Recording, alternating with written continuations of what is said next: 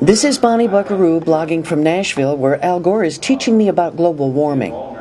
And the first thing I want to report is that Al is smart, really smart. The man really knows his stuff.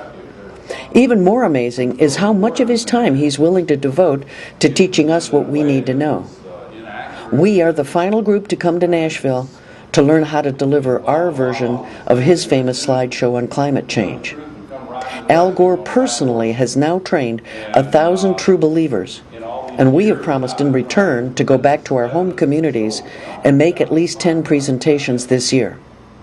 Our group includes a homemaker from Alabama, a budding Miss America from Oklahoma, and linebacker Dhani Jones of the Philadelphia Eagles. I'm scared when stuff like that. I video blog for the Detroit News, and I know there are a whole bunch of young people who will be very happy to know that you're involved in this movement. Do you have a message for them? Message to Detroit. Yeah, your message to Detroit. Try to get General Motors to make more hybrid cars. They're the ones that fall behind in the race for upward mobility towards environmentally conscious people.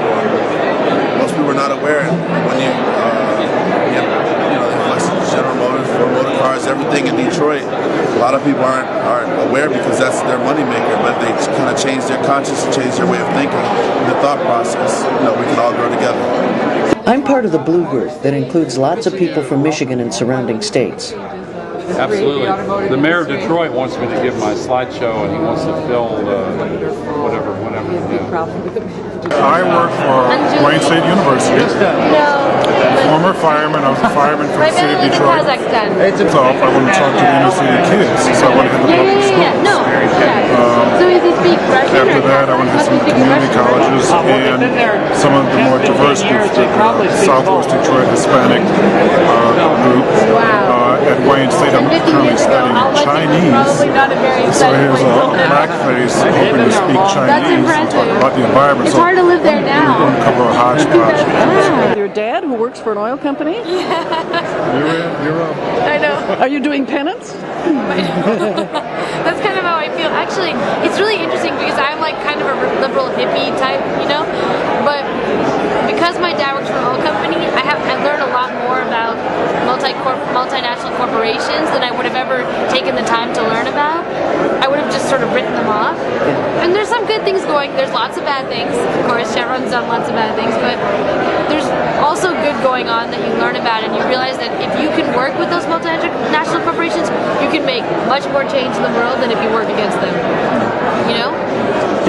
Also from Michigan is Dr. Henry Pollack, retired from the University of Michigan. He serves as a scientific advisor to Al Gore on the climate project, part of the team of researchers who make sure that everything that we say has been carefully vetted. How would you like to see journalism change to deal with this story differently? My reception has always been good because I'm a willing speaker. I don't say, "Don't bother me," "Don't misquote me,"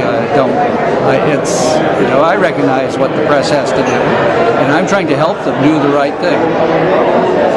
Do you think they give a disproportionate amount of attention to the denial community? Probably so, but I attribute it not to any devious, motivation, but it's because they're not well educated in science, and so they don't have a good way of evaluating, these different stories that are out there, and so they do the old journalistic thing: I'll give them equal time.